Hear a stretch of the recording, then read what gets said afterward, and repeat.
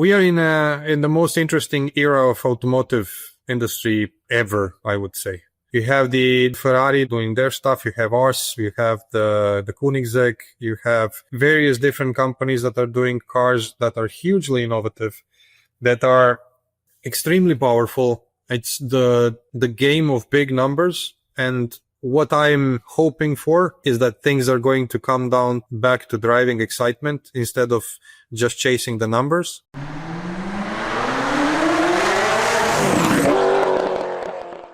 Hi everyone, welcome to the Car Chat podcast. I'm Sam Moores, and with me today I have Miro. Hello.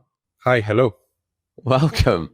Can you tell the listeners a little sort of short summary of who you are and what you do? So my name is Miro Zrnčević, full name Miroslav. I come from Croatia. And currently I am Chief Test and Development Driver for Bugatti Rimac. Yeah. That's in short. That is a pretty cool title. It is. Like chief test driver for these two, well, now one entity of sort of like combustion and then also EV, like at the top. How did this journey begin? You know, how did this sort of start? How did you get into this?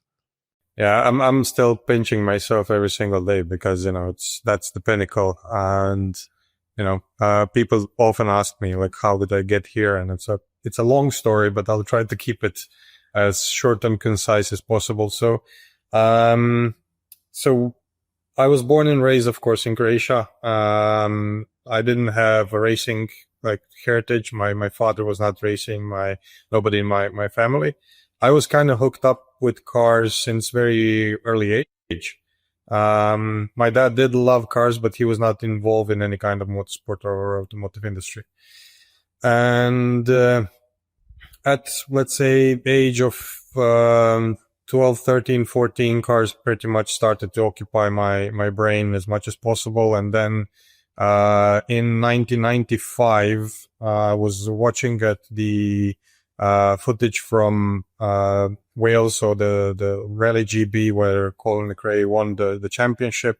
Yeah. He was doing donuts with the Impreza at the end. And at that point, I was like, okay, that's it. That's what I want to do in my life. But more to the point, where as I grew older, I was reading magazines quite a lot. I was pretty much hooked up on any kind of information that I could put my hands on. And I am fairly old, so that was the age of not yet internet and no websites and stuff like that. So I was consuming magazines quite a bit, and that job of automotive journalist / test drivers in the end. So test drivers was the ultimate goal. Automotive journalism was basically the second best thing that you can have. So driving cars, talking, writing about them, and of course getting paid for it. So it's making a living out of it. That was a dream. Yeah. But living in Croatia was basically impossible to do. I mean, you could do automotive journalism, but getting into a car industry was you had a chance like a snowball in hell. So yeah.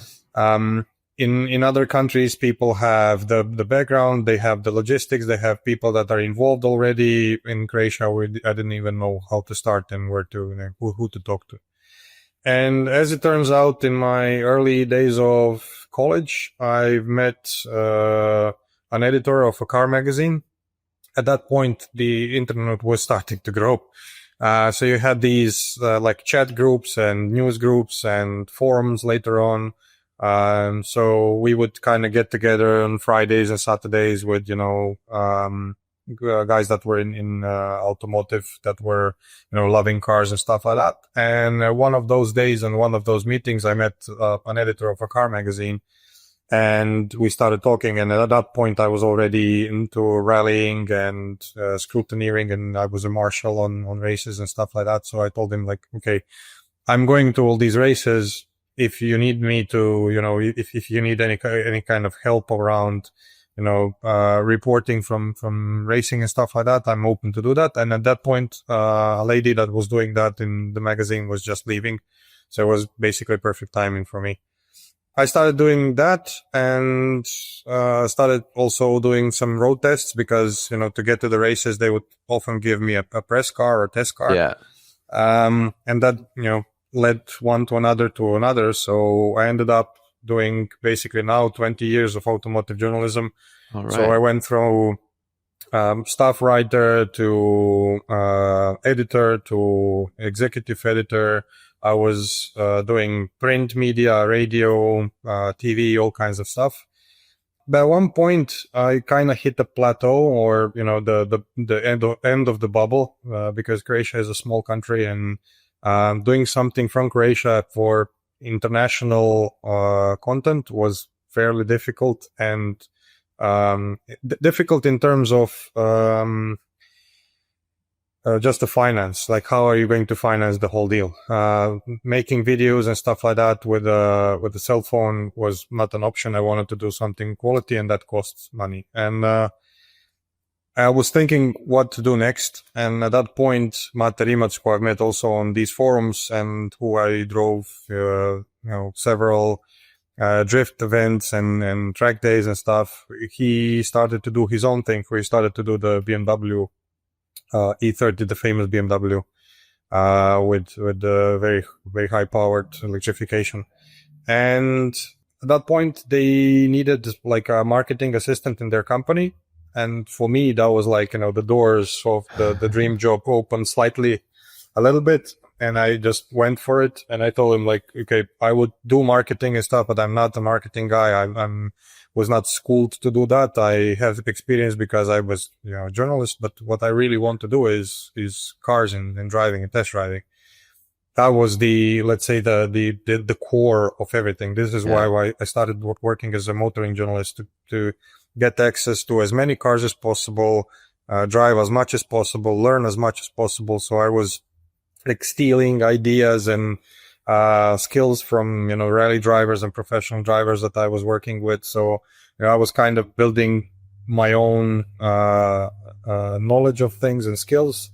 And when I started working in Rimac, I was pretty clear from day one, like, I want to do vehicle development.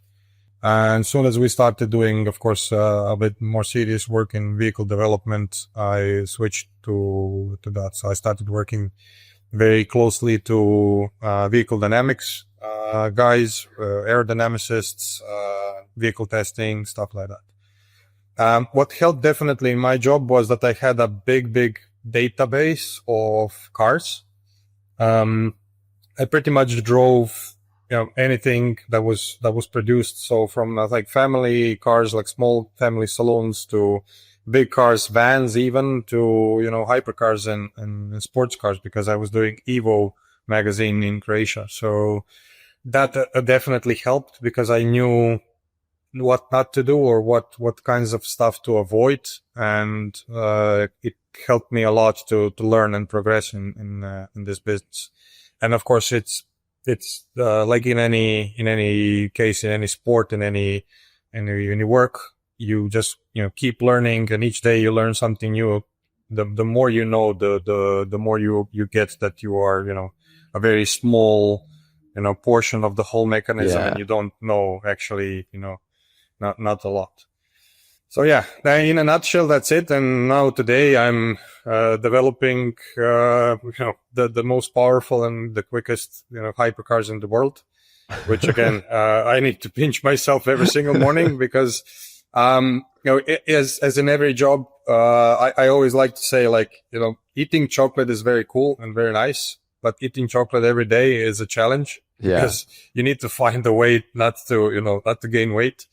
So it's the same with this job. So you need to have a way to stay with your feet on the ground, because, it gets normal to have 1.5 G of acceleration. Yeah. And it gets normal to drive a bolide on the track and stuff like that. But, you need to appreciate and be humble that, you're here to do this. It's I'm doing what I love, and I'm really enjoying it, like, every single second. And then you're also like critiquing very small bits and pieces of these crazy cars. I would definitely like to get into that. I would like to dive back a little bit before we sort of come back to the testing. When you can you remember the first test car, like press car you got? And was that quite a cool? Do you remember like what that felt like getting that car? That's a fairly difficult question. At one point, I was trying to calculate how many cars I drove so far, and like a rough estimate was 2,500. But it's probably wow. Yeah, it's probably even more than that. So I drove basically 1.5 cars average every week. So you change cars every week, plus private cars, rental cars, all kinds of stuff. It all comes, into one place. But on the part of test cars, I think one of the first ones was a Corolla or a Yaris or something like that, or Honda Jazz. So they were fairly careful with me. Yeah. So in the beginning, they were giving me cars that were relatively cheap. So if I do anything strange or if I crash, that is not a pricey situation. But yeah, I'll try to remember. I probably have it somewhere written. Something like that. And then what was the first?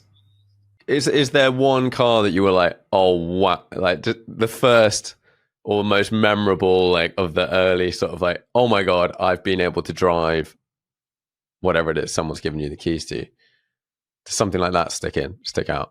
I think it was the 350Z, the Nissan 350Z. But I clearly remember, like, I drove like a big amount of sports cars before I drove my first 911. Oh yeah. That's what I remember. And I clearly remember that I had the opportunity. One of the last gigs I did for Evo magazine was going to Slovakia Ring for 2 days to drive every single generation of 911. That was like, that's like candy. Yeah. It was really, really cool. But those are, let's say, the memorable, like the best memorable moments.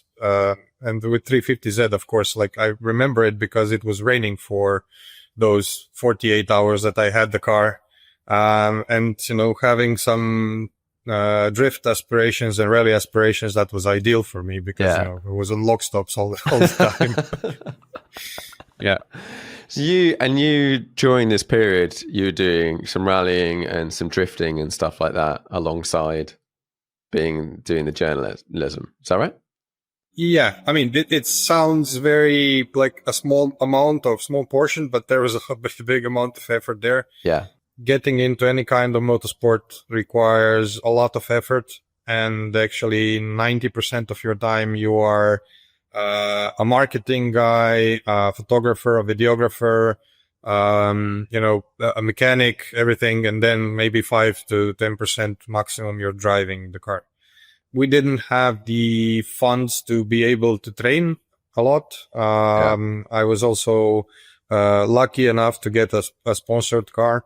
I got in contact with the Lynx, which is a company in Croatia that was a distributor of computers and those kinds of stuff. And we managed to make a package with a Nissan Skyline R34 GTT, so rear-wheel drive car, but it was basically stock, but we made a whole marketing story about it, just so I could, do drifting. Yeah. And that was really fun. For like 5 years, I was really lucky to drive that car and compete. Yeah. And do you think doing all of that stuff, was that then helping your journalism because you're like driving skills? Did they give you some sort of formal training at the magazine in any way, or just like you seem good?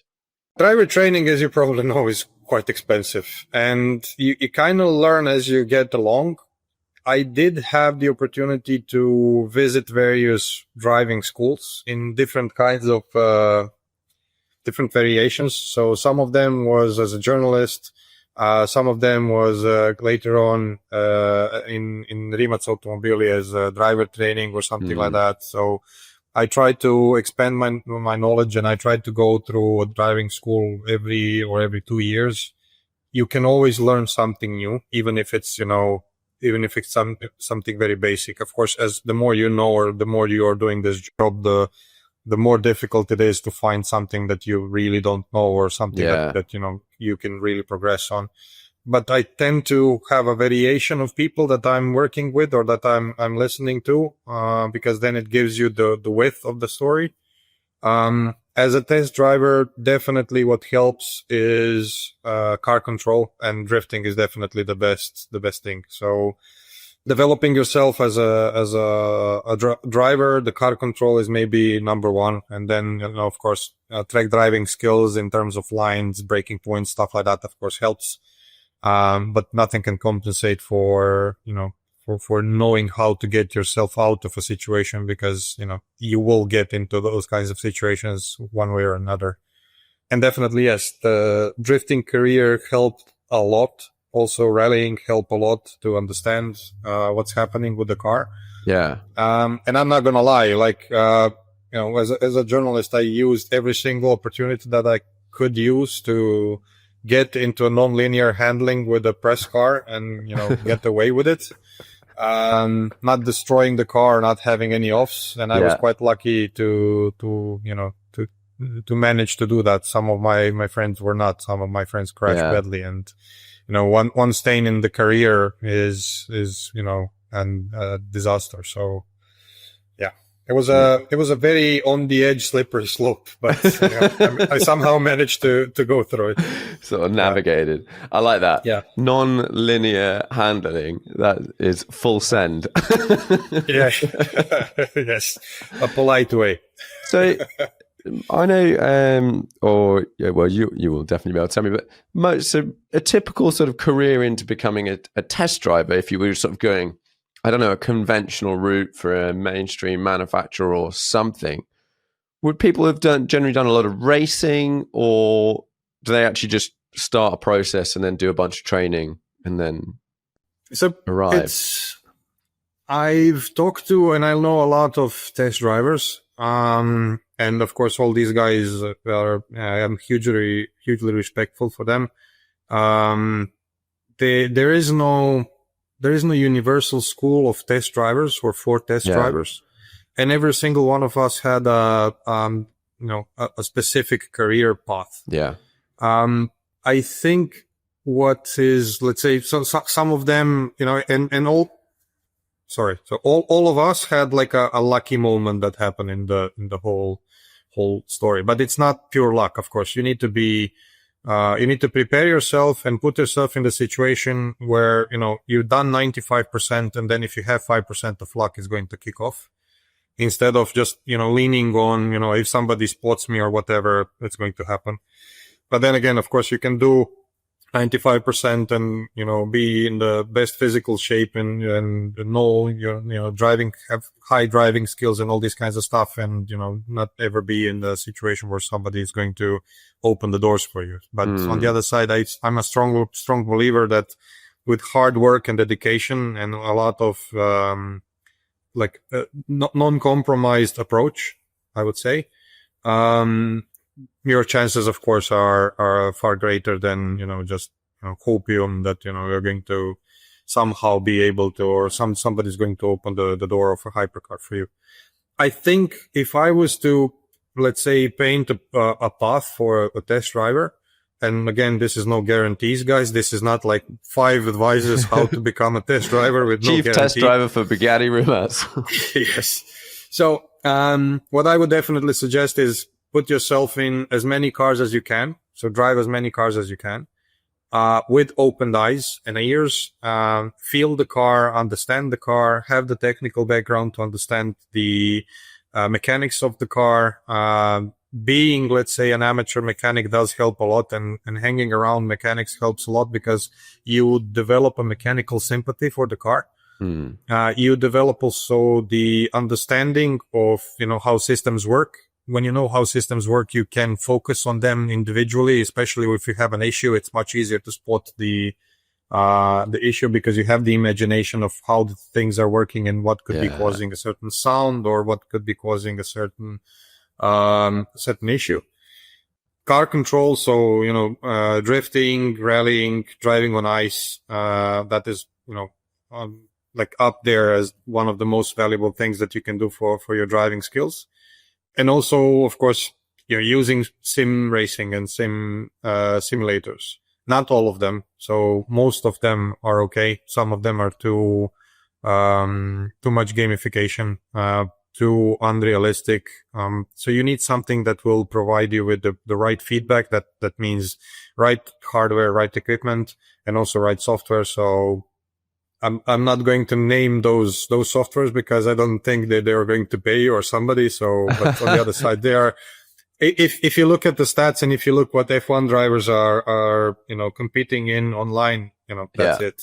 That's pretty much where you need to be. That's, let's say, the cheapest way to develop your driving skills, but that's just a part of it. Yeah. It can develop imagination, which is very important. It can develop, theoretical knowledge. You can use telemetry. You can improve to a very, very high extent. But in the end, you need to, put your bottom in the seat and drive. You need to feel the car. You need to know what the car is doing. And also, don't get me wrong, but you need that certain part of fear. Yeah. I've met a lot of young drivers that are really, really quick, but completely alienated from the reality and what a high speed crash can do to them. Yeah. There is, as I said, there is no universal recipe, but there are definitely things that can help. And everybody is a unique person. One more thing that, of course, is hugely important is, of course, engineering background or knowledge of vehicle dynamics. So that's base. That's something that you need to have. You need to have at least basic knowledge and basic understanding of vehicle dynamics, not only to be able to understand the car, but also to be able to talk to engineers, which is much more important. Engineers, if you don't talk engineering language, there is no way that you can work with those guys.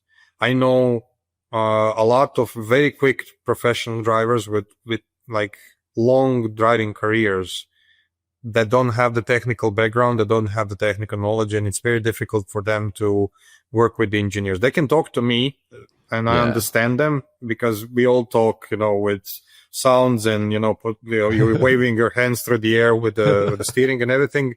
And I can understand what they're saying, but to put that into the context of something that an engineer would understand is not so difficult, but it takes time and it takes understanding and it takes, a humble approach.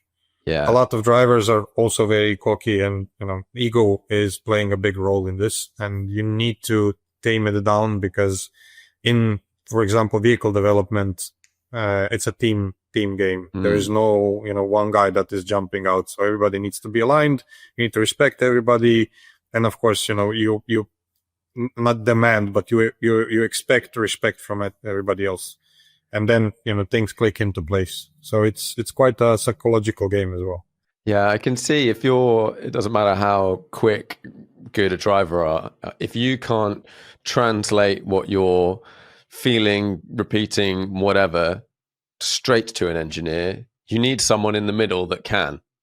And you're not looking for someone in the middle, you're looking for the person that can do that task. I'll give you the perfect example of mistakes that drivers do, especially drivers that are very, let's say, emotional or very protective of what they know and what they've come to. And in particular, this happens with amateur drivers. So they go on the track, they drive the car, they have a certain way of driving the car. It doesn't, in case that if the car does not, let's say, correlate what they would like to have, if they want to tune the car by their own preferences, they come out of the car and they start talking about, we need a softer anti-roll bar on the front, or we need a stiffer springs on the rear, or we need this much rebound or whatever. That is a deal breaker because engineers have the overview of the car. They know what they need to do about the car, and they know the car inside out much better than any driver, especially vehicle dynamics engineers. So you come out from the car, you can complain about the grip in the front, you can complain about the grip in the rear, but be also prepared to paint the picture for them. When does it happen? Corner entry, mid corner, corner exit, on bumps, left hand corner, right hand corner, at what speed. You need to make a snapshot of that situation and translate it into their knowledge so they understand it, and let them do their job. Yeah. And even if they make it, even if they get it wrong completely, and even if they mess up the car, it doesn't matter. Like you need to, again, try to be as precise as possible and bring that information to them. As anybody else, they take great pride in their work, and they should, because it's very difficult to get to that level, and it's time consuming, energy consuming, and all these things. And you just need to respect what everybody's doing, especially the aerodynamicists, because that is very difficult to judge, subjectively. That's something that I've always found quite impressive with certain people I've met, is they'll come in and they'll drive a car, or they'll ask me and I have no idea. They go, what was the car like? And you're like, my first thing is, I don't know whether I'm driving it correctly. Like, I know I could probably drive it slightly differently and it would handle differently. So I'm like, I don't know whether we should change anything. But then they'll go, okay, corner 3, at this speed sort of thing, it was handling like this. And then corner 4, it was like this. And they'll just build this map of how the car is reacting in all these different situations. You're like, how are you remembering all of this? I guess this is a key part. I'll give you so two things that you pointed out very good here. And I believe that also has something to do with, your background and, work with photography or videography. I see telemetry data very similar to montage of the video when you sit behind, an editing software. If you don't understand, or if you don't know what videographer saw when he was filming it, you will not be always able to exploit the 100% out of it. And especially, you don't have time to go through the whole footage. It's the same thing with the track. When I come out of the car and, engineers grab the logs, I try to make sure that what they are looking at is the right thing. So if they grab the log of the fastest lap on the track and they didn't talk to me, it might not be the fastest lap or the greatest lap. It might be the lap where I took most risks, but something was wrong with the car, or I didn't like some particular thing, or whatever. I would like them to focus on, corner entry into corner 1 on lap 5 or whatever, or, stuff like that. If we are not doing performance tuning or performance testing, which 99.9% of testing is the case. So you usually go to the track, you are driving on the track, but you're testing different stuff. You're testing the balance of the car or damping or stuff like that. Then eventually at the end of the project, like by the very end of the project, you do hot laps or you do a fast lap with the car. But that is just a part of the indication of something like performance or whatever. The most important part, of course, from my perspective, is driver enjoyment. Yes, of course, if we are doing the Nürburgring record, then driver enjoyment is the secondary thing. We're focusing on the lap time. That does not mean that the car is going to be in the perfect balance. Maybe that means that the cars have to understeer through, on the exit of every corner because that's the fastest. On the other side, if we are making a car for the driver, you do want, to be playful with the car, to play a little bit. But if you're sliding the car, it's not fast. So it depends on the goal that you want to achieve and how you want to achieve it. But what you said in the very beginning is the very essence of every test driver. First and foremost, you start from yourself. You question yourself always, and you question yourself, so was it me that did a certain thing on the corner entry, or is it the car? When did it do? How did it do it? And, is it cool or good for myself, but for the customer is not going to be okay because it's too dangerous? Is it too playful? Is it too safe, too dull? So you need to ask yourself these questions to paint the picture. And people that are super confident that come out of the car and point out their fingers, bam, it's exactly like that. It's quite dangerous because at some point they will get it wrong. And because of their own egoistic way or high confidence, they will be completely blind to some stuff that is maybe messing up the whole story. this comes back to the point where I said, like, you cannot come out of the car and say, we need the softer front anti-roll bar. Maybe it's the bushings, or maybe it's, the rebound, or maybe it's something with the aero, whatever. So, these are things that you need to work with the engineers. This is not, it's not a one-man shop. Yeah. And did you have you spent quite a lot of effort building a driving style that's like highly repetitive? Or like, can you sort of replicate a lap, like the same inputs sort of thing?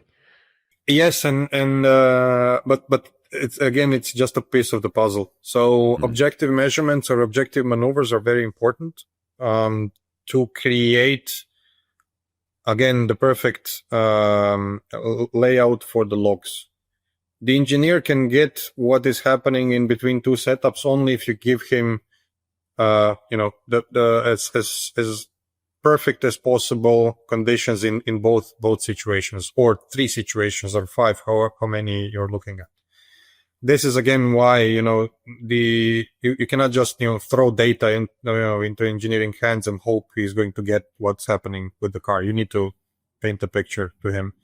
It's like a video with no sound or something. So you need to work together. But objective measurements are really crucial on a lot of stuff, especially when the driver is not sure about something, or is fatigued, or is influenced by other stuff. As subjectively, you can be influenced by a lot of different situations or different information. I'll give you a perfect example. Let's say I'm on Nardo handling track, and I'm driving the Nevera, and we are driving easy laps, or let's say, a lap where you're communicating with the co-driver, but you're still quick. Yeah. And let's say that's, 222.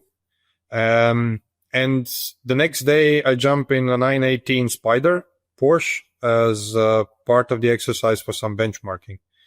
And I'm driving with that car on the track, and I'm focusing so much and my palms are sweaty, that I'm thinking that I'm driving, super quick. And then on the other side, I might be at, 225 or 226.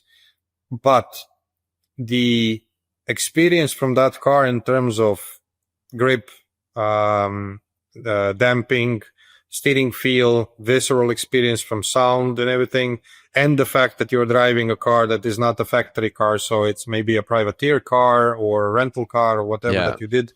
So there's also that part, is psychologically affecting you and your perspective of what the car is doing. This is why if you have the lap time, you have at least a little bit of, the parallel of, what's the reality of stuff.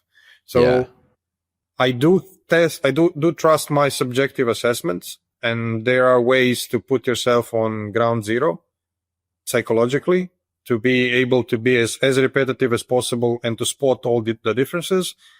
But in the end, you need to be true to yourself, true to the data, true to the people that you're working with. And it's not always the easiest thing to do, especially if you're driving a lot, if you are testing a lot on one racetrack and stuff like that. This is why you need a wide variety of testing scenarios. So people that or companies that test a lot in Nardo and they are doing gazillion laps on the handling track, when you put that car on the road, it doesn't work. Yeah. Because it's almost perfect for that track, but on the road, the steering maybe is the V on the steering is too wide. So you need to put too much, let's say, G-force for the steering to be loaded on the road. If you do that, the car is too twitchy. It's too nervous. If the damping is, too stiff, the car is going to bounce around on the normal road, especially the roads in Italy around Nardo and stuff.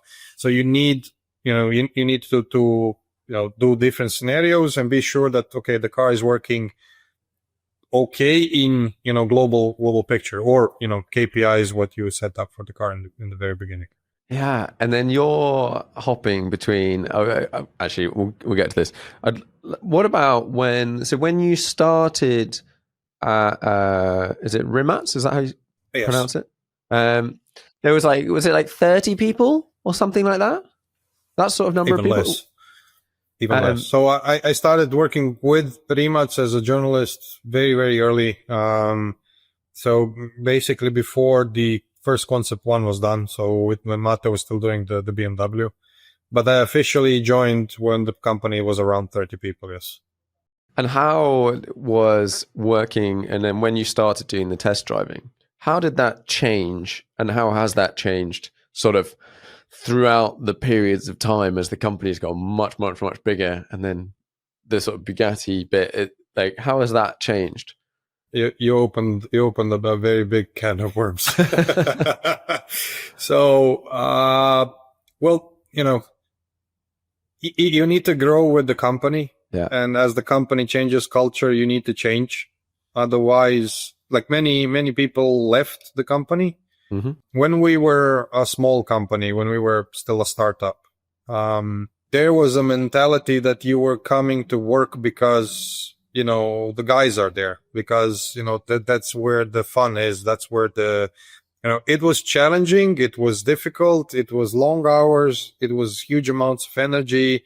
There was frustration and everything, but you had the overview of the whole situation at all times. If you had something to work on the car, you would call the guy that is doing the chassis, or the guy that's doing the vehicle dynamics, or somebody. You had them by name, and every single system on the car had a name, the responsible person about it, which again is not ideal, because it leads. It's very slippery slope, because it leads to burnout. You need to be very careful. People are investing themselves a lot. They love it, and they don't feel that they need rest, or that they need to change perspective. Then when the company grew to like 400 people, it started to be somewhat easier. But on the other side, you had this satisfaction that, okay, now you can spread the knowledge and you can spread the culture, and the guys that are coming in are helping you and basically are, part of the puzzle, but, they need to learn the culture of the company. But when the company grew to 1,000+ people, the culture changed, because there's so many people that came from other companies where things are were being done in a different way. There were standards that they brought in. There's procedures that we had to implement. There's all kinds of stuff where it's not anymore a situation where you pick up the phone and call the chassis guy. You need to, you have a system where you need to put it in. You need to organize a meeting. You need to, be aware that all the relevant people are involved, and then they're covering their part of the job. I strongly believe that you need to have the structure, because otherwise, things cannot be done in shortcuts. You need to have kind of a pathway. But on the other side, it's also a huge weight, because you stop being as nimble as before. Yeah. And I also, I liked working with racing teams. I like working also in rallying and stuff like that. You have a small amount of people that is very quick, and they need some kind of autonomy, so they can do a lot by themselves.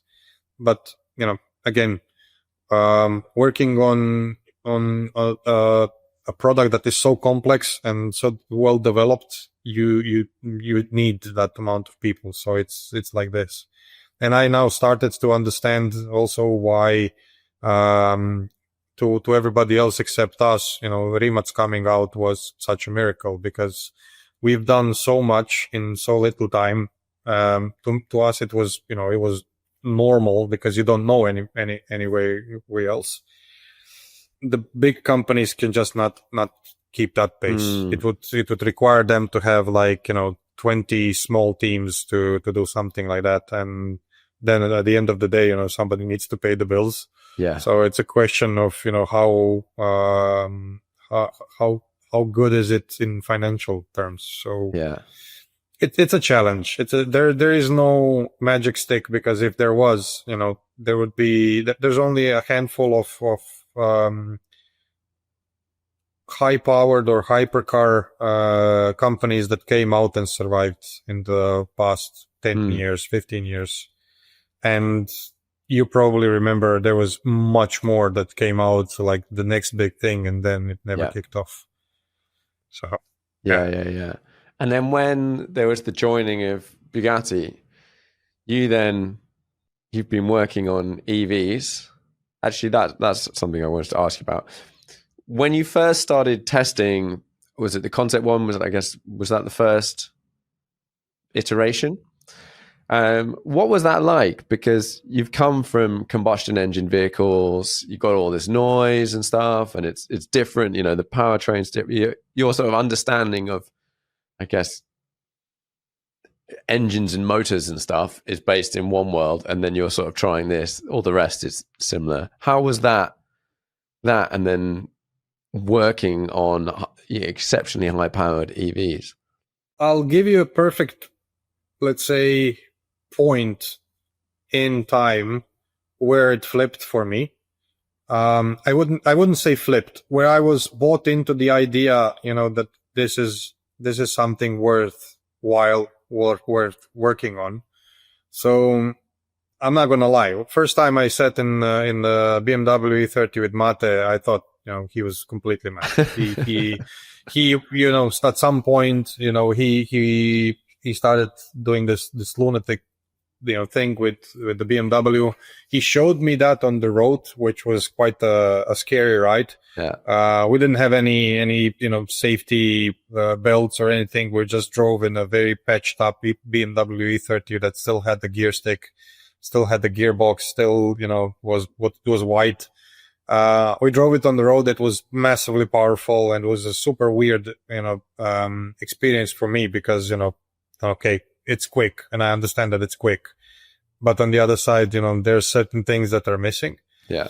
Like the sound and feeling and all these kinds of stuff. Plus it's scary, of course. And then we did the Concept 1 and I was not 100% bought on the idea when I started working on that car. I was focusing on, of course, driver feedback the most. But we also had torque vectoring at that point. We also had a very, very complex system in that car. That car was basically a proto car, so it was not nearly developed on the level as the Nevera or the Tourbillon or anything similar to this. It had a space frame chassis, so it was basically like a kind of a race car for the road that we were trying to, cramp in all these things, but still keep it a luxury car. Yeah.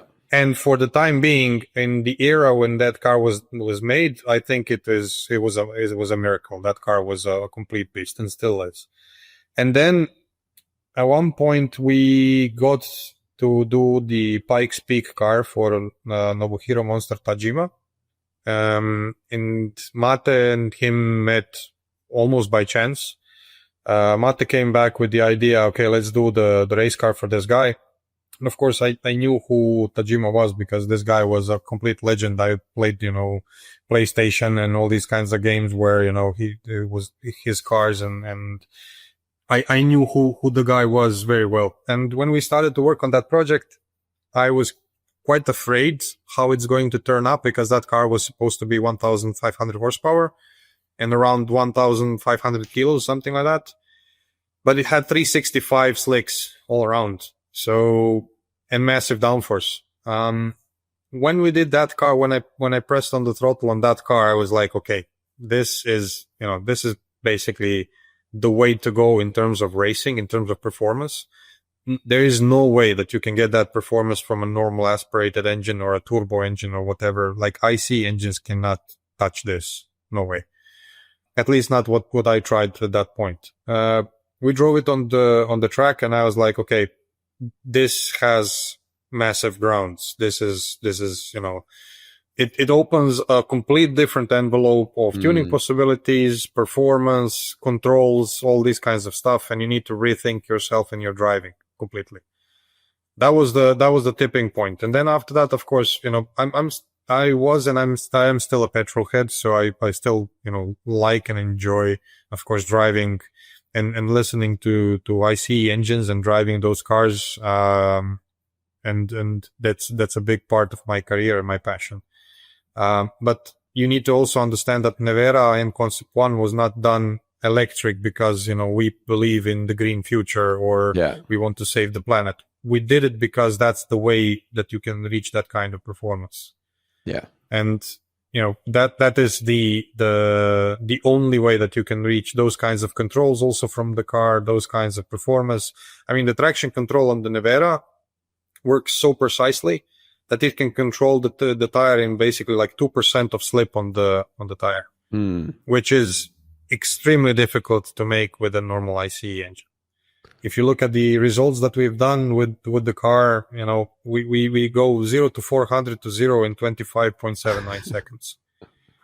That's just, it's difficult to understand if you haven't been at all to like 400 kph, or if you don't understand what goes into the tire and what goes through the whole physics of the car to even reach 100 kph. Is traction control quite a big part of that 0 to 400 to 0? Yes, noticeable. Because you need to control the torque on the wheel and to control the optimal slip on the tire. So the tire will produce, let's say that I'm a test driver. I know this because I heard it from tire guys and vehicle dynamics guys. The tire will produce the maximum amount of force, longitudinal force, if it's between, let's say, 4 to 7% of slip. So not just normal pure rolling and not, overspinning. If you go over 7% of slip, or if you go 10, 15, you're overslipping the tire and you're losing the longitudinal performance. This is why in drifting, for example, they are using semi-slick tires because they need the grip on the car. Although the tires are spinning, they still need the grip, they still need the push. So the tire will always produce a certain amount of push, and then it will overspin and, transfer that energy into heat. The traction control is controlling that perfect amount, so the tire doesn't overslip. And at one point, of course, as you go up with speed, then the power is not anymore sufficient to overslip the tire. It's going to shut off, and then it's purely EV on how much power you can put down from the battery and all these things. So do you know? So if you can control that within 2%, you've got quite a big window. You've got 5% to sort of live in and stay exactly where you want to. With a normal sort of a conventional high-powered ICE car, what percentage might they be able to control?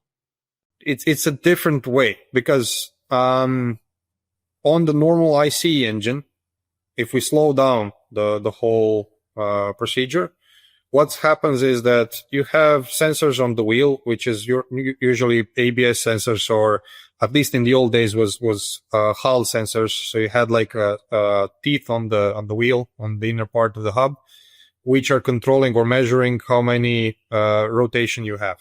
Then they are comparing that with the speed of the car.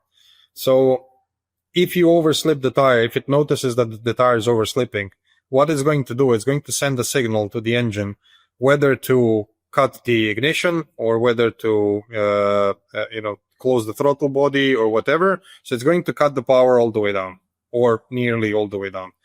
Then you're going to have reduced torque on the wheel. The wheel will recover. So from overslipping, it will recover into grip. Then the sensor says, okay, we are fine now. We can again, put the power back.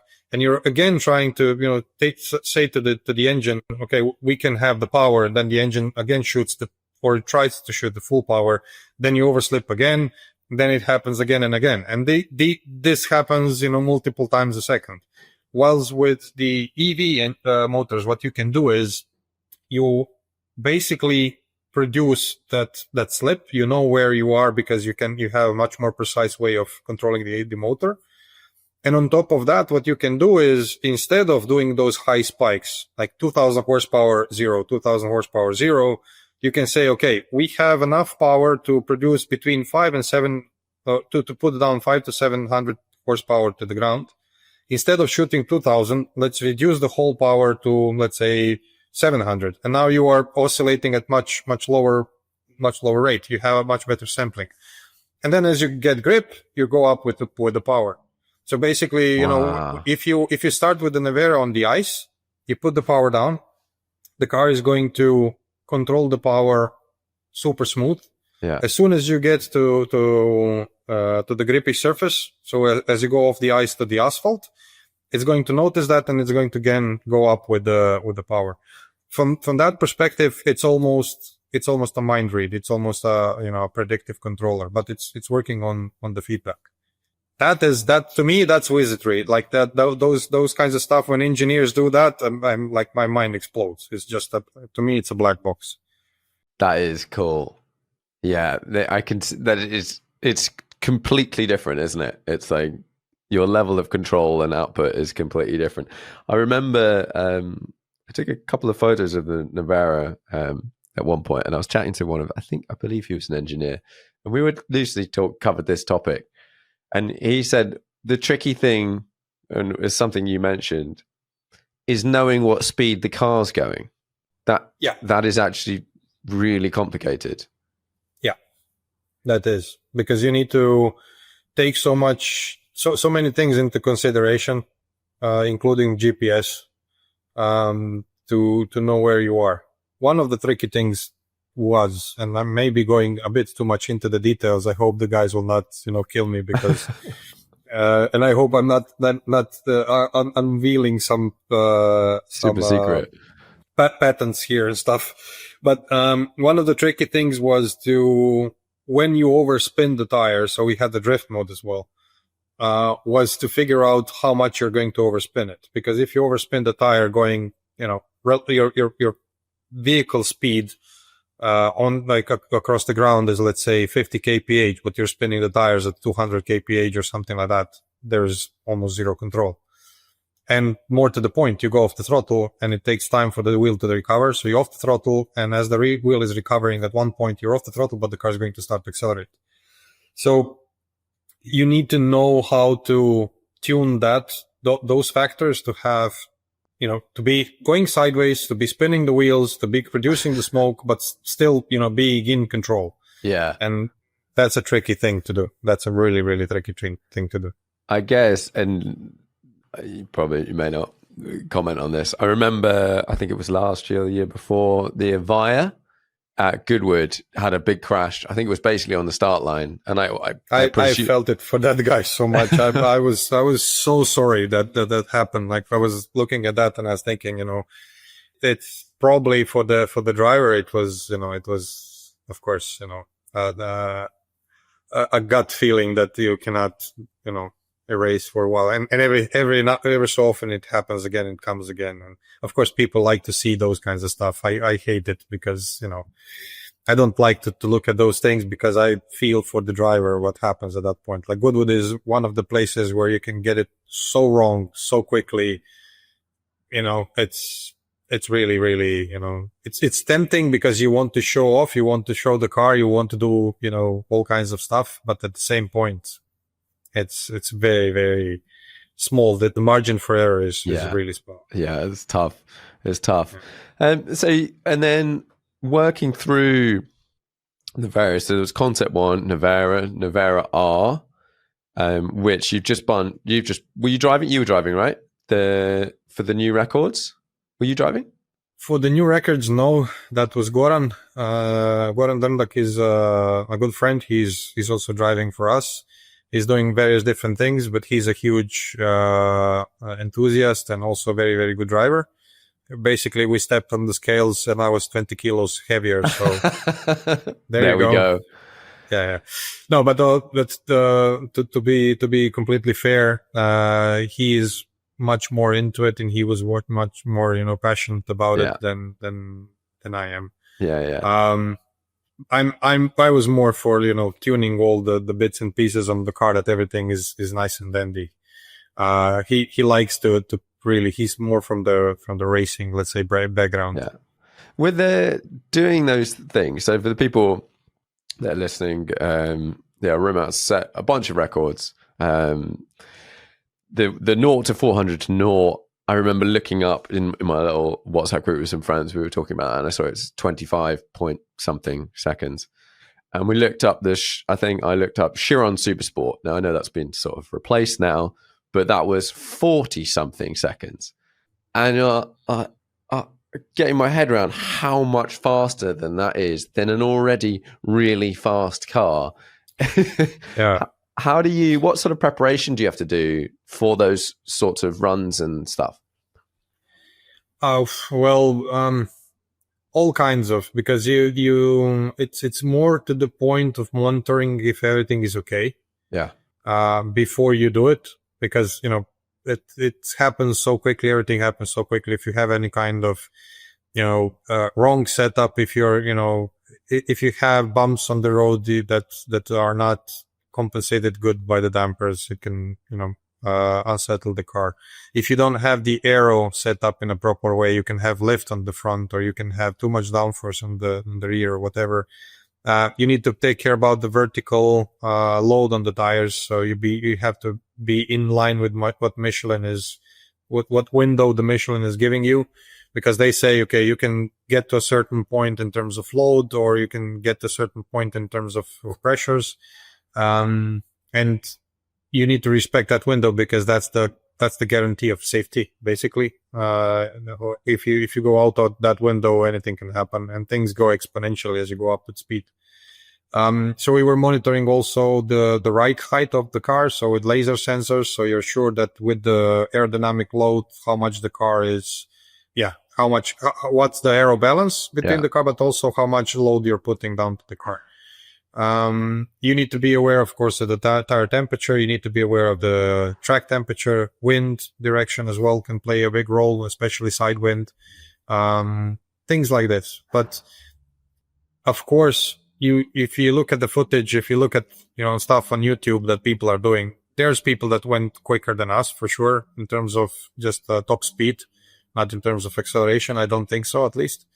Except for dragsters. The other day I saw a dragster doing like a top fuel dragster doing 550 kilometers an hour at like exit speed, which was unbelievable. It's crazy. At that point, especially when when you understand somewhat the physics, what goes through the car, or what happens at 400 kph.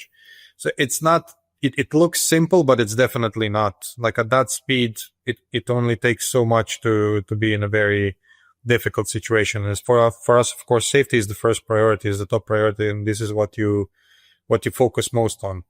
Sometimes it's painstaking because you're taking small steps, you need to be sure that you covered everything. But in terms of acceleration, the position where Nevera is really mind-bending, and I can say that it broke the universe for me. Let's say at least the universe of cars.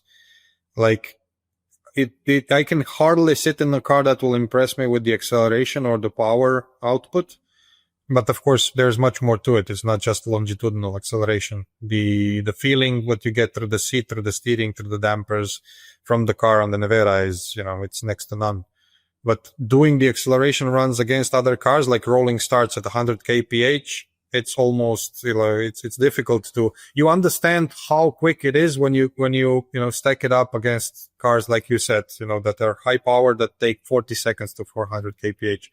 Like at 100 kph, you put the foot down with everybody else, and it's just like everybody else is on the brakes. You just, go away. It's strange. It's very strange. And is there a certain speed range where it feels most outrageous? Now, what I sort of mean by that, I guess, is I've been in some high-powered cars, not this level, but if you were in something like an 812 Ferrari or something, 0 to 60 doesn't feel that fast, but like 60 to 140 or whatever feels quite fast. It feels like it sort of almost starts accelerating faster as the power kicks in, and presumably the Nevera, as you're saying, it's grip limited up to quite a high speed. What is there a certain section where you're like, I don't know, 150, where you start going like, this is just bonkers? Well, as you said, 0 to 60 miles an hour is limited with the tire mostly, and also a little bit above that. And, when we did the drag race against Tesla Plaid, it was visible, because up to like around 60 kph, it was close with that car. But after that, every car starts to bleed off with the power, whilst, at that point, Nevera just starts to stretch its legs, because, now we're not anymore limited with traction that much. So, we can start putting the power down really. At 200 kph, which is 120 miles an hour, if I'm not mistaken, if you are driving at constant speed and at 200 kph, you slam the throttle down, you get 0.8 G of acceleration. And you get that for a while. So, That is like, let's say, a seriously powerful family saloon from the get-go, from the start. So it's quite a lot. It's that's crazy. It's difficult to grasp your mind as well. Like I remember when we were doing the first record to 400 kph, I clearly remember the situation. So I'm coming off the banking at like 250 kph to 60 kph. As the banking starts being even, as I'm accelerating down the main straight on Papenburg, at 300 kph, I start yelling out through the radio the speed, and it goes 10 kph every single second.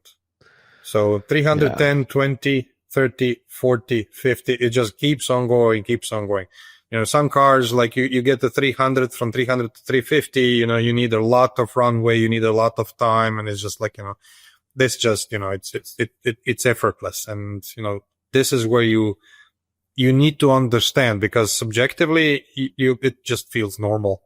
You know, the body gets acclimatized or comfortable with a lot of stuff, with really a lot of stuff. You know, especially when you talk to pilots that are pulling, you know, 9Gs.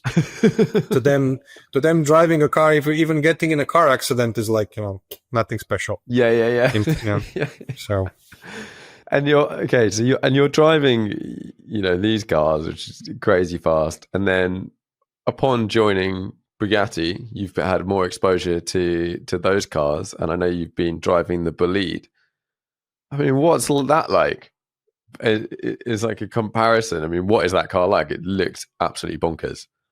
That's a funny story, because on my first test when I drove the Bolide, everybody was super stoked about the acceleration and the power of the car, because we were working with guys that were, you know, Le Mans engineers, F1 engineers, so, you know, a group of people that were seriously involved in motorsport.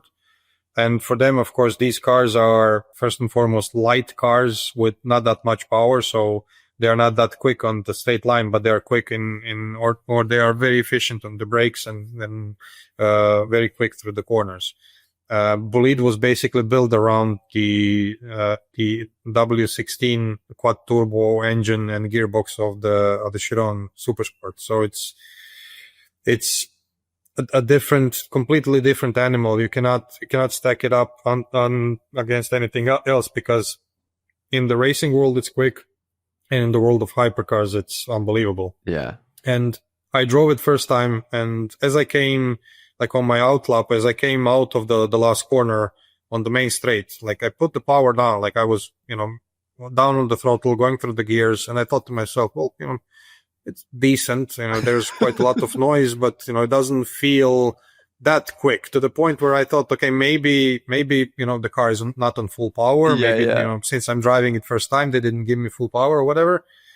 But then you get to the corner and you feel like you can brake much later than you're braking. You can carry much more speed that you're carrying in.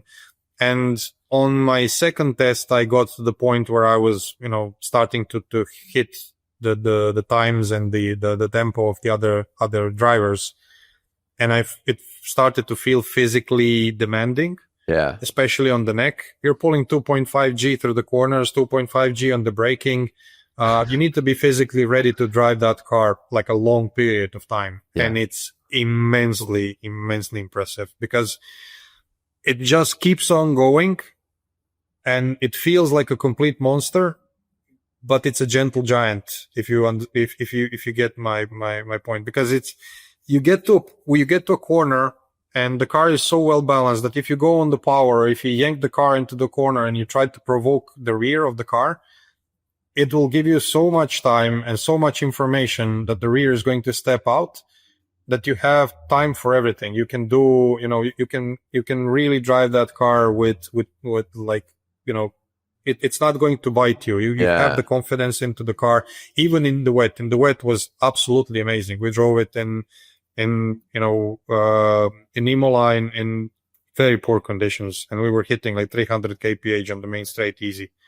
The performance itself on the straight was not that, let's say, at least for me, was not that overwhelming as everything else.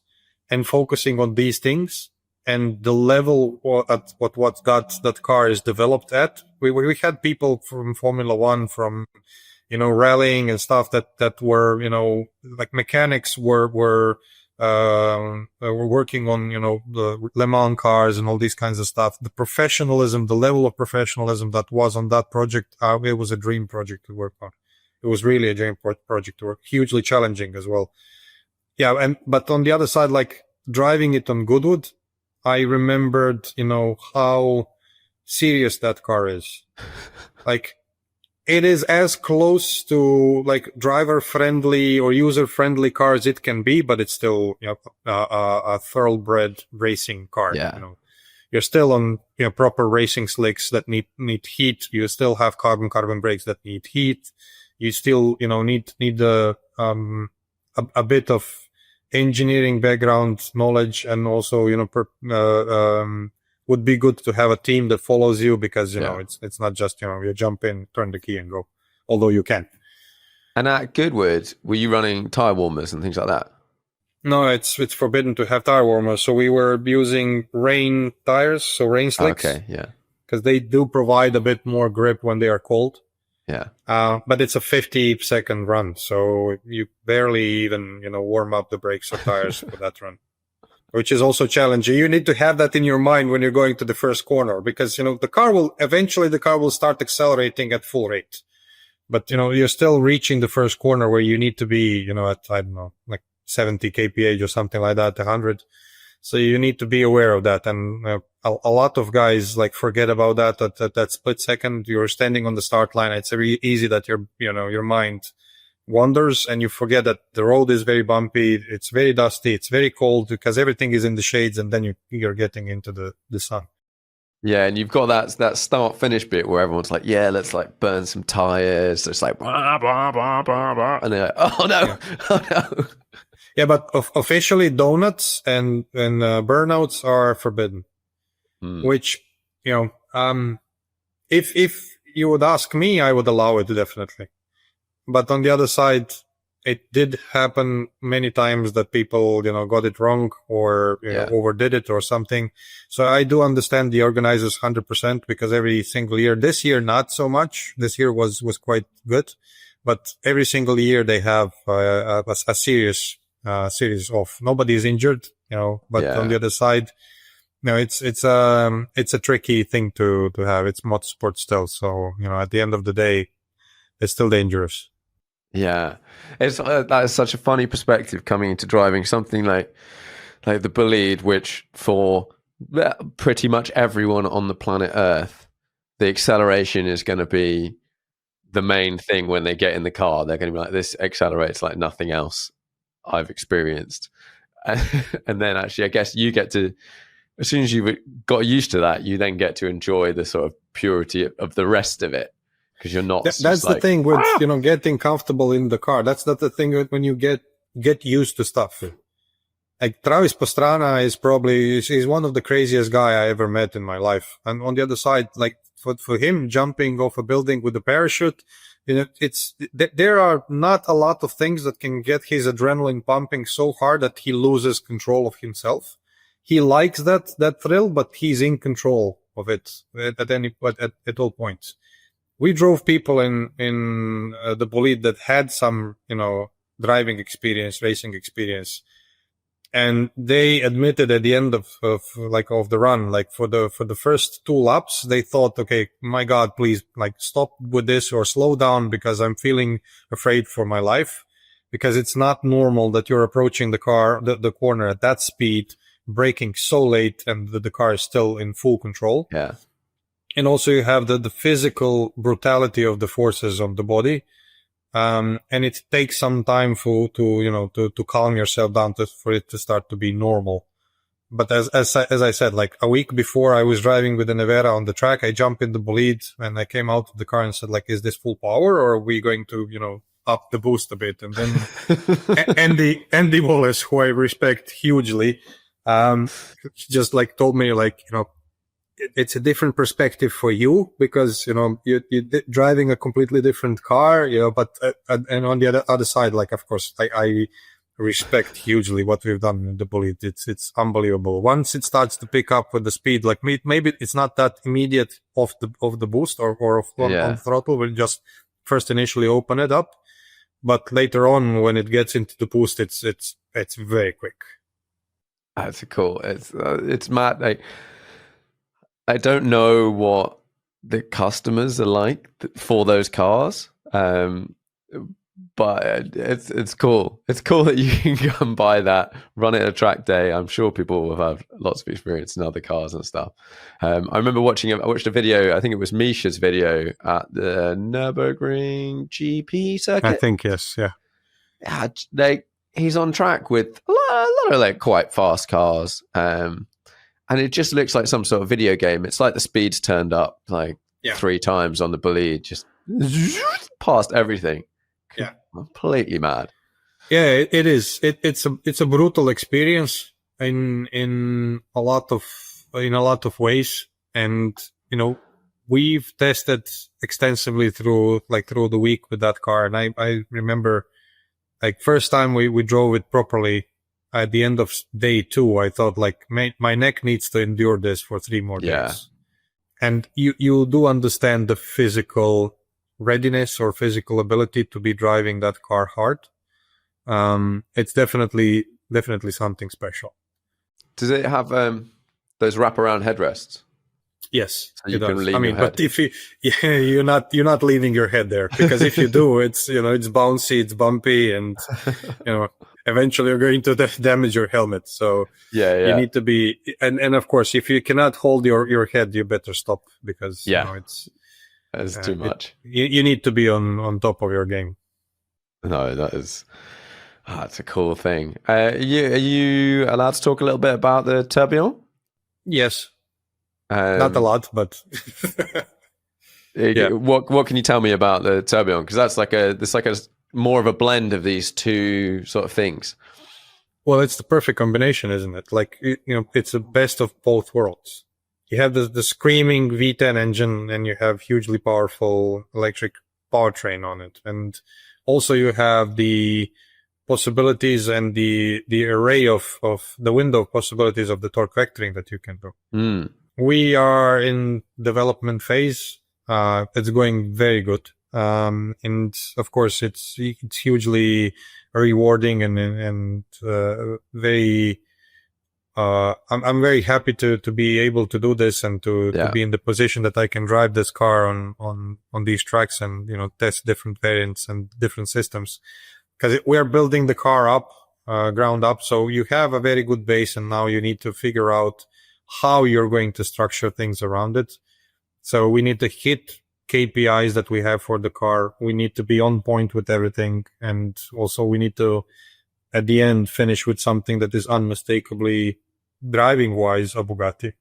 So the sensation of that car when you are accelerating only with ICE engine is already very, very, very cool experience, because, going through the gears, listening to that engine at like 9,000 RPM, that's really cool. But then when you crank up the EV powertrain, when we started to combine the two, it really becomes a complete beast. It's going to be a very easy car to drive, but then, still very, very quick. And of course, uncomparable completely to anything else.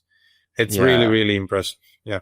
And also looks amazing. We have one that is in matte black with like tinted windows, because it was in hot weather testing in Dubai. That looks like like from the movies, just like a car for one of the Marvel heroes.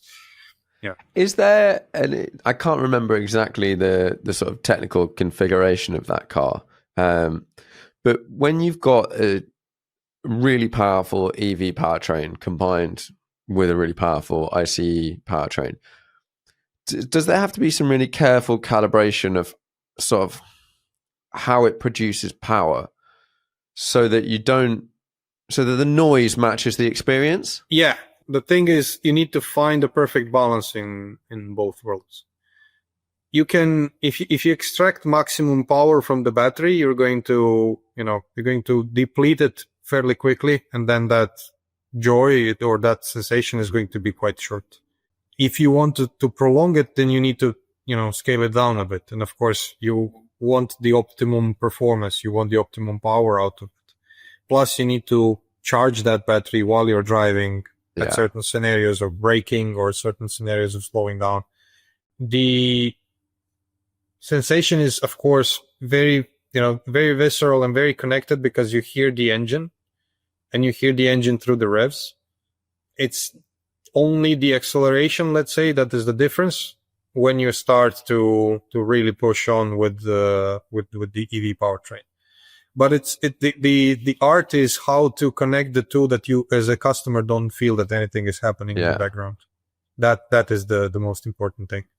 Because as a customer, you need to be able to enjoy and drive the car with your mind completely opened and not even caring about this. And then on the other side, you have the regulations, which are, restricting you a lot in terms of noise, in terms of emissions, in terms of all these kinds of stuff. So you need to blend that in and find the perfect combination. Because if you just look at the noise regulations and everything, if you want to make it easy for yourself, the car is going to be completely dull and it's not going to be creating noise. We're trying to find ways where you can open up the valves so the customer can hear the engine, can enjoy it, and on the other side, avoid any kind of artificial, stuff to put in the car, because, it needs to be original. Everything needs to be original.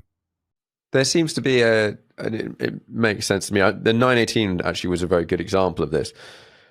Lots of cars are getting louder inside and quieter outside at the same time.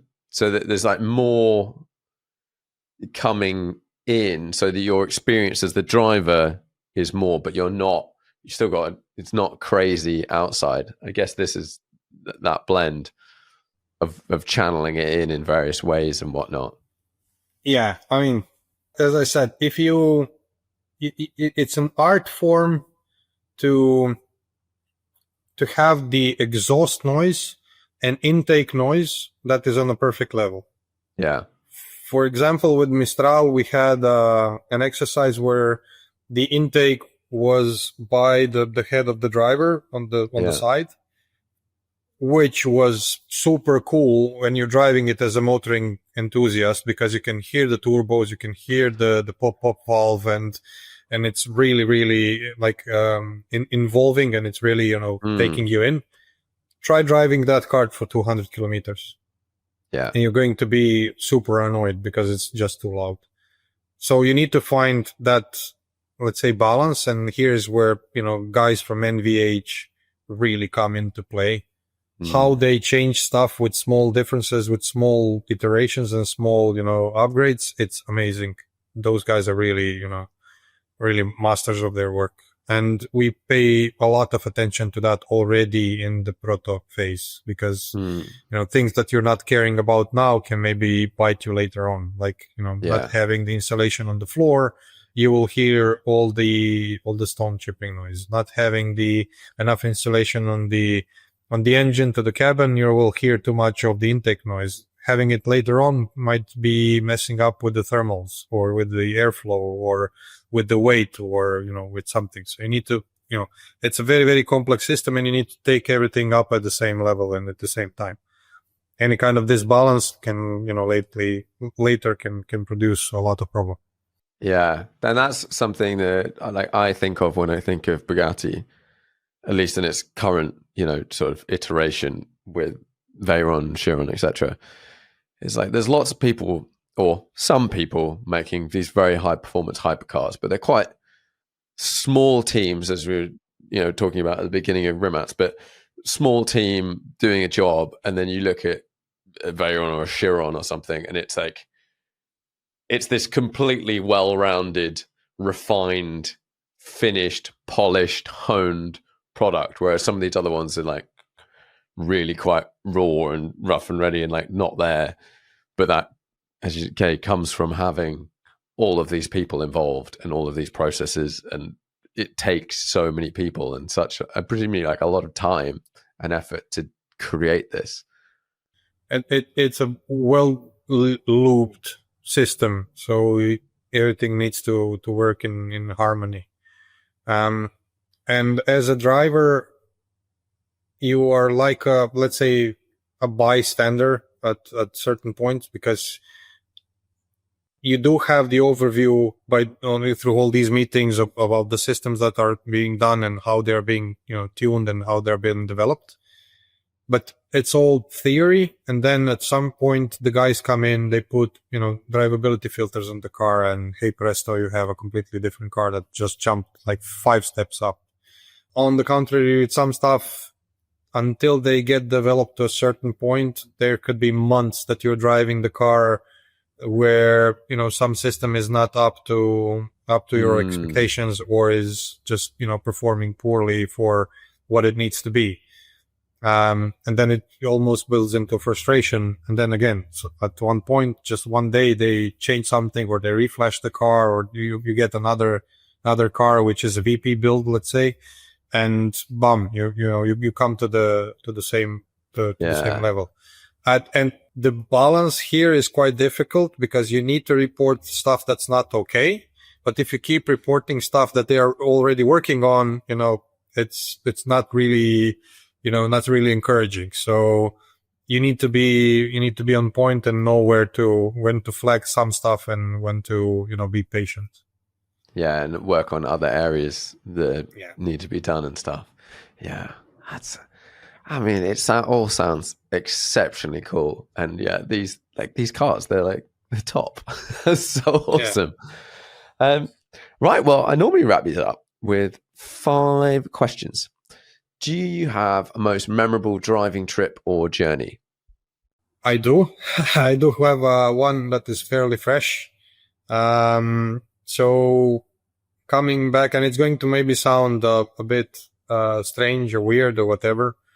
All of my journeys with the first developed cars, with the Nevera and with the Bugatti with Rimac and with the Bugatti were memorable, because especially when you see the beginning of the process and the beginning of the project and the end of the project, that's super special, because that's a part of you and a part of your team. And sometimes it was really emotional, and you need one more cool down lap just to get your stuff around, because when you come out of the car, people are going to look at you strange. That happened with Nevera R for sure, and also with the Nürburgring record that we did. But I took very recently one thing off the bucket list. So coming back to 95 and looking at Colin McRae driving his Impreza on WRC championship. In Las Goodwood, on my last run, I had the privilege, thanks to Max Girardo and Tom and his team, to drive the 1998 Safari spec WRC car. So the Impreza that Colin drove in Safari Rally.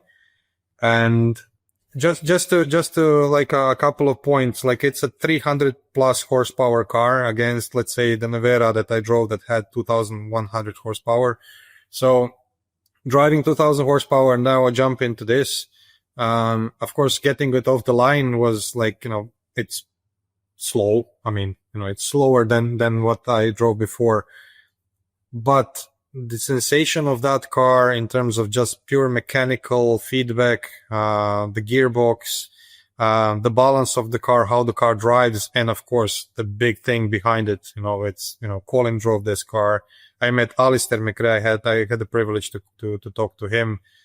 Like, I drove that hill climb. It was like 50 seconds, but I will remember that for the rest of my life, because I got there in the finish line. I was thinking to myself, like, did this really happen? Because WRC cars, are, up there from like when I was a child. So that was really, really cool. And I'm hugely thankful for that. It took me back to, those days when, as a kid, when you don't know anything, you are just so buzzing with excitement about everything. Which is not the most professional thing to do, but like I allowed myself a moment after that. So it was really, really cool.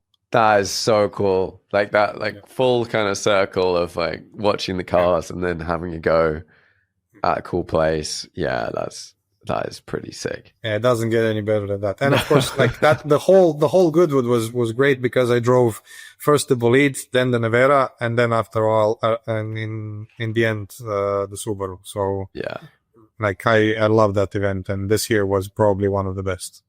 That is cool. If you could only drive one sports car for the rest of your life, what would you buy? What would you drive? My dream as a kid was to have a rally car for like the road, rally car for every single day. And I convinced myself multiple times that's a bad idea because, you cannot do that. So there is no ultimate car. That's utopia. That doesn't exist. It would probably be something that could be handled, on rough roads and on normal asphalt. But then again, like I'm looking at the cars from different perspective. It's like asking, what you have multiple kids, which one do you love the most? So it's very, very difficult. You change through the years. I changed through my driving career, so many times.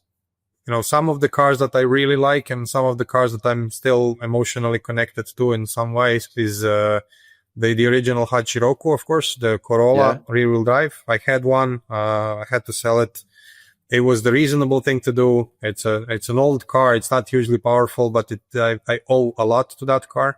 Yeah. Impreza, of course, which I had the GC8. I owe to that car as well because it learned me how to drive 4-wheel drive system. So, I don't think I can pick one car out. I don't think it's really possible. Okay, no worries. What do you think is the most undervalued car at the moment? What should be worth more money? I think that if anything, the cars are overvalued. If you look at the ads, if you look at the market, you look at GR86s or Yaris GR, those cars cost like, Porsches in the old days. It's unbelievably expensive because the problem there, the core of the problem, I think, is that, young people don't care about cars as much, which is difficult to say from this perspective because I'm surrounded by people that like cars. But on the other side, like why companies are not doing more of GR86s or GT86s or M3s or something like that is because, that market is relatively small and, those cars tend to be expensive. There are cars that are, let's say, underrated in terms of the way they drive for the amount of money, which, of course, Ford Fiesta was one of those cars. A certain range of Ford Fiestas. You had also the small Honda Jazz and those kinds of stuff. Some of the cars that are not maybe on the best image because, they had a wide variety of these cars and then people see them as the underdogs and they don't buy them. But, my opinion is that cars cost a lot of money. Like I'm in the position where cars that I'm looking at are either 5,000 euros, pardon my French, shit boxes that I love from the old days, that I would really like to have. But then, my wife would move out because I would just have too much of them. And then the other ones are, they cost like 50,000-60,000 euros plus, which is, that's a lot of money. And for a young driver, it's difficult to develop as a driver or driving skills. When you're a kid, you don't have those kinds of money. I remember when we were building the A86s, they were still expensive, but in terms of like, when you look at it from today's perspective, that was a fairly cheap car to build, fairly cheap car to modify. Yeah. These days, kids care more about the infotainment in the car than anything else. And I think it's not down to the generation itself as much as it is for the car companies because they are listening too much to the mass market instead of, we know how to do cars. Let's build them like that. If you are a photographer and I hire you to do, my wedding or whatever, and I start telling you how to do photography on my wedding, what am I doing? On the other side, you're the expert. You should be saying to me how it's done and you should be doing that job. And then it's down to me if I like it or not. Yeah. This is how I think also the car industry should do, small hot hatches or these kinds of cars. Yeah, definitely. I do like what Toyota's doing. They're like GR Yaris and stuff like that. All quite cool. What is the most interesting car to you at the moment? What are you, whether it's one you're driving or looking up or Googling or what? We are in the most interesting era of automotive industry ever, I would say. You have the Ferrari doing their stuff. You have ours. You have the Koenigsegg. You have, various different companies that are doing cars that are hugely innovative, that are extremely powerful. It's the game of big numbers. And what I'm hoping for is that things are going to come down back to driving excitement instead of just chasing the numbers. Lap time on the Nürburgring is great. That's really nice, but it should not be the sole motivator of automotive manufacturers to chase. On the other side, it's very difficult to explain to people why a certain car is the best driving car there is. If you need to explain it through more than 15, 20 seconds, then you lose the audience. If you show them the big numbers, then everybody's hooked up. So it's very difficult to do it. Interesting cars are definitely, I recently drove the Koenigsegg manual gear shifts, which I didn't make anything of it, but I think it's quite cool. And I think it's quite an interesting concept as well.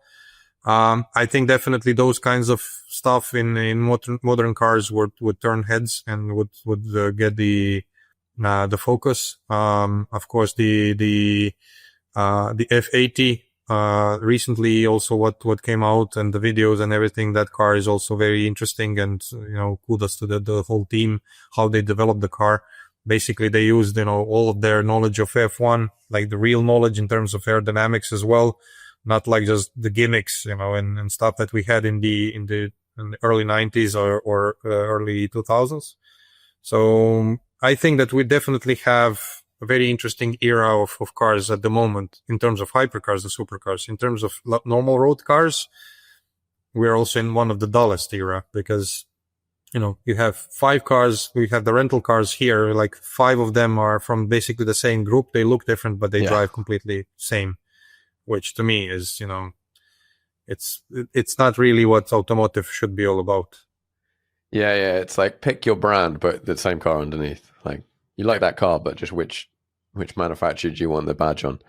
Right. Final question. 5-car garage, unlimited value. It's got to fit into your life.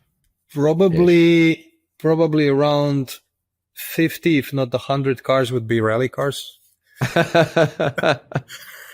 And then probably something in the GT manner or GT3 manner. And then I would end up with hypercars, not because I don't believe in hypercars, because I just drove so many of them that, I'm kind of thirsty of those kinds of stuff. But it's always the same game. It's always the toys that you wanted as a kid. And now is your time to exploit that. This is how you see the pre-war and war cars, like the Second World War cars being sold in auctions for, millions of dollars, and then suddenly they're not as worth as they everybody expects. So something in those lines. And so then, what's your halo from your childhood? We've talked about the rally cars. Yeah.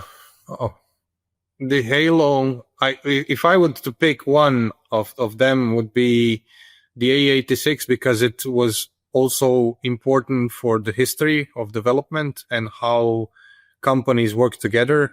I mean, Cosworth worked on it, Toyota worked on it. I think also Juha Kankonen was involved, so rally teams were involved. The perfect recipe. After that, also the Legacy and the Impreza, how they were developed, in cooperation with ProDrive. So those cars were not just kicked off by the factory, but were also motivated by the racing teams. 911s, of course. So, any 911, especially the GT3s, not the GT3 RSs necessarily, because, we're talking about, usable road cars, and, GT3 RS is, basically a racing car with license plates. It's made for that, and it does that perfectly, but, maybe a bit much if you're not looking for a track pool. So, something in those lines. And of course, we didn't touch at all on that, but I also like the proper terrain vehicles, like something that is very, very capable and very, very durable. And, What would be your off-road vehicle of choice? well, I have the old Land Cruiser, and it's the mothership. It's the family car of choice. Nice. Which you can take everywhere. Yeah. Well, thanks very much for coming on the podcast. Thank you very much for having me. And, it was a really nice chat. I hope that you're going to have many more.